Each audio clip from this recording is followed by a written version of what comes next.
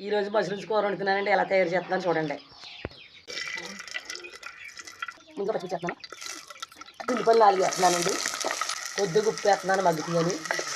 టమాటాలు వేస్తున్నాను. 3 మష్రూమ్స్ వేస్తున్నానండి. నీట్గా 3 సార్లు కట్ చేసుకోవాలి. ఎలా మగ్గితే మష్రూమ్స్లో వాటర్ అంతా బయటకు వచ్చేదండి. చూడండి ఎంత వాటర్ ఉందో. 1/2 స్పూన్ పసుపు వేస్తున్నానండి. కారం, తగినంత ఉప్పు, కొద్దిగా వాటర్ వేస్తున్నాను. ఆల్రెడీ వాటర్ ఉంది కాబట్టి ఒక 5 నిమిషాలు వచ్చితే మగ్గిపోద్దండి. అంత మసాలా రెడీ చేసుకుందాం. కొద్దిగా జీలకర్రండి, ఉల్లిపాయ రేఖలు, కొద్దిగా ధనియాలు, గసగసాలు, దాల్చిన చెక్క, నామగ్గులం, 3 యాలకులండి. ఇంతేనండి. దగ్గర పడుకుని మసాలా వేసేద్దాం. ధనియాల పొడి కూడా వేద్దామండి.